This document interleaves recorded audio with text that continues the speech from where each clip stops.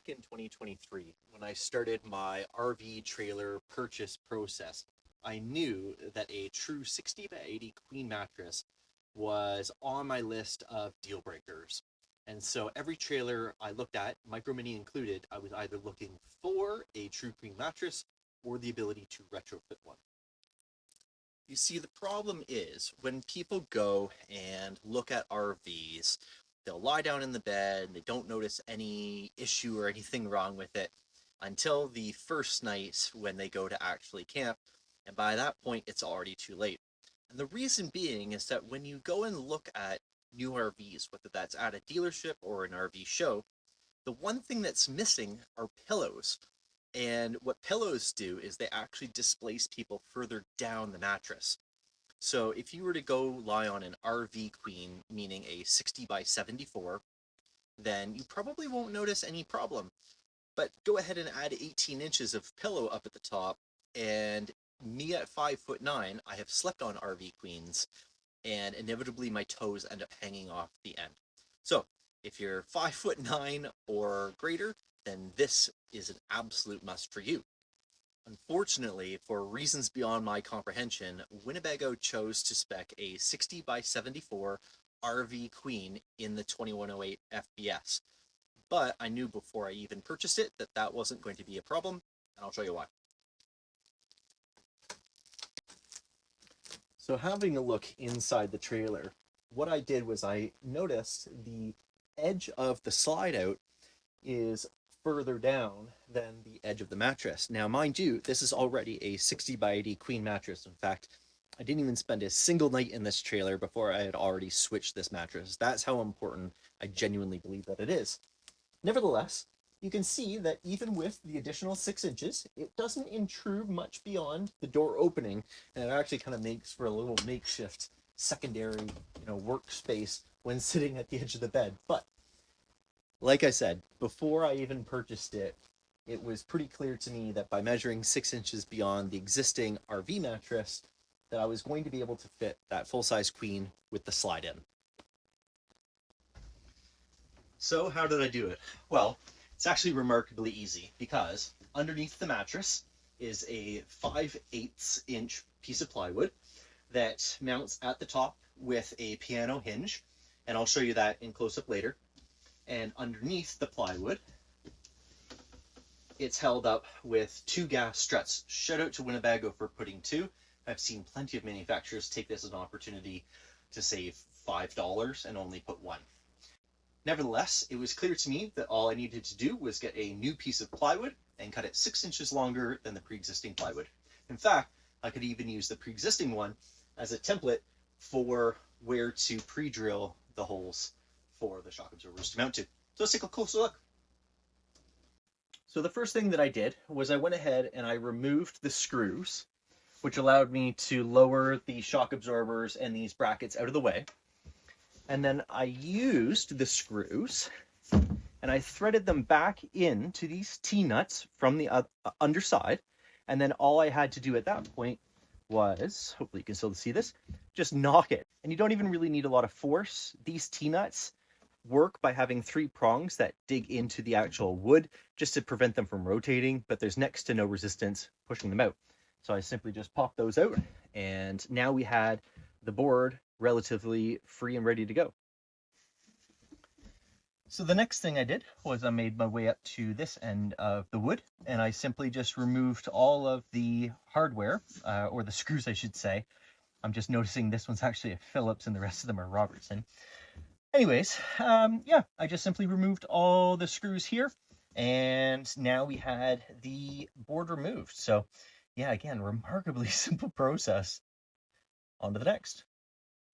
So at this point, I simply went over to the local co-op and bought a new sheet of 5/8 inch plywood. And as mentioned, I used the pre-existing sheet as a template to cut it out. Now, I was tempted to go with a thicker material because when we lengthen this wood, we are not lengthening the support of this wood underneath, aka the underbed storage. I was concerned about the additional leverage that this board at the end was going to experience. So if you are a larger human than I am, then one thing that you may want to consider doing is using the spare wood, maybe make a U shape around like this that you can glue onto and glue onto the bottom side really, really well. And then that way, the top of this wood can still fit flush. Oh, I guess I didn't fully explain. Why you can't go with a thicker material is because up here, the overall height that this is set at for this thickness of material. So if you were to go to like a 3/4 or even thicker piece of wood, then the panel is actually going to sit higher than the pass through, and then you're sort of maybe chasing yourself, or where your head might end up sitting lower. Either way, not great, right? So a U piece of wood it'll strengthen this, and it'll displace a lot of that force further up the side, so that if and when you sit on this and it's flexing, for me, I'm cautious of it, and so I haven't had any issues whatsoever.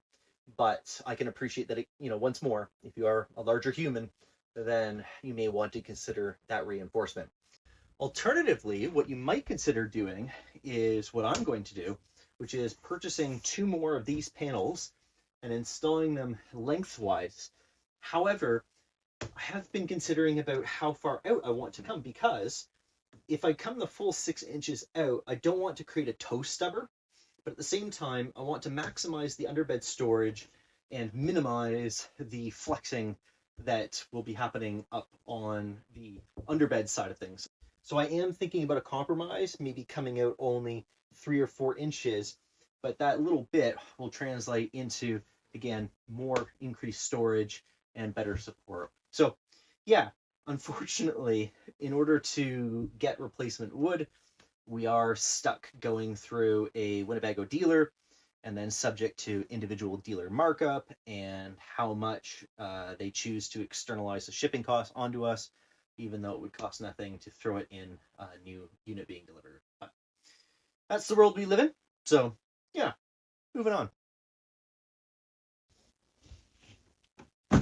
All right, so the next thing that I had to do was trim the corner.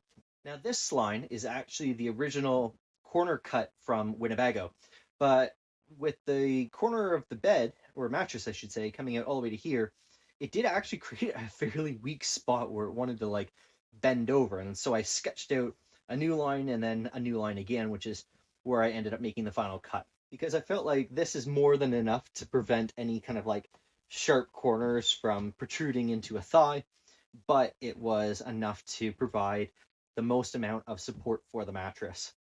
So one of the final steps that I did is I went ahead and grabbed my 4.5-inch random orbital sander, and I sanded down the cut edge here, and I just radiused it over on the top and the bottom. Now, I was running really low on my battery, but you will definitely want to come in underneath and sand down this as well, just so you don't get like a stray grain in your little fingers when you go to lift up the board. Likewise, you want to make sure that there's nothing under here that's going to damage the bottom side of your mattress. But yeah, just go ahead, take a little bit of time, round these corners off, just make it nice so you can grab onto. So at this point, it was simply just a matter of reinstalling the hardware. Again, I already used the original board as a template, so I knew where to drill those holes for the T-nuts. Pop those in with a hammer. Again, it really doesn't require a lot of force. Reattach the hardware at the top and on the strut absorbers, and you're off. So at that point, you are ready to go ahead and install your new true 60x80 queen mattress. But that's not going to be the final step for this video, at least, because this is actually a remake video where I originally made a video promoting this particular mattress and its company, and as far as I can tell, neither of which exist anymore. What's important to note, or the big takeaway, is that this is rated as a 8-inch mattress. In fact, I think I have, my tape measure here, and I will go ahead and say that that is pretty much exactly 8 inches. So yeah, go team. The reason why that's important is, well, 2 reasons. First and foremost, the original mattresses that come on these beds are like 6 inches. They're super, super thin. And as you can see now, my feet hanging off the edge of the bed I can't touch the ground because it's 2 inches higher than what it used to be. But a lot of residential mattresses are like 10, 12, 14 inches thick in some cases, and that's going to make it taller and taller and taller again, which not only makes getting into and out of the bed exceptionally difficult, it makes it heavier to access the underbed storage, and with Winnebago, it makes it impossible to access the nightstands. So I'm going to bring in, and we'll have a chat about that now.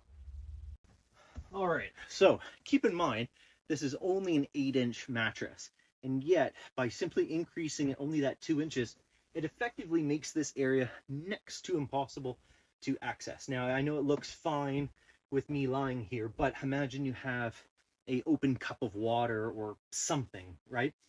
So Winnebago really needs to reconsider how they make these wardrobes. There is such a better version that would be remarkably easy to do. I'll get into more information about that in a future video. However, suffice it to say, instead of having your nightstand down here, give us a drawer, because right now I'm keeping all of my books and reading material kind of sandwiched in and amongst my clothes. But also what you could do is simply move the nightstand area to the back part of this wardrobe that's inaccessible anyways when you're trying to reach in from the front. So yeah, the big point I'm trying to make here is the thicker the mattress you go, the more impractical and unusable this area is going to be. And quite frankly, I think 8-inch is more than suitable, especially given this application. So yeah.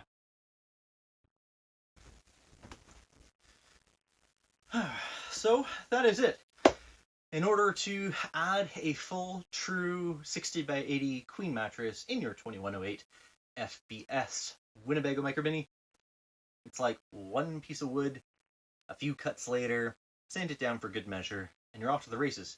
Just keep in mind, aim for a 8-inch thick mattress. You won't regret it. So, till then, thanks very much for watching. I'm in full camping mode right now, which explains the moon boots, jacket, shorts, and tank top. Yeah, I make no apologies. If you found this useful, as always, please consider clicking that thumb up button. I am actually going to go back and delete that original video advertising and promoting this mattress. If and when I see it come back and be, widely available, then I'll cross that bridge when I get to it. I'll probably just end up making like an announcement in a future video or something like that. But yeah, if you are interested in the beautiful campsite that we're at and the trips that we're going to be going on, this is again my Hudson's Bay start first trip of the year, where it's kind of like a shakedown, and trust me, I have a long list of little accessories I need to get and things I need to do, etc., etc. Some things I'd forgotten that I need to do, other things I knew about, such as extending the chains to the tow vehicle. Suffice it to say, yeah, we're gearing up for a full and proper season of use, and yeah, hopefully you consider sticking around and joining me on that. So, meanwhile, thank you very much as always. You take care. We'll see you next week. Bye for now.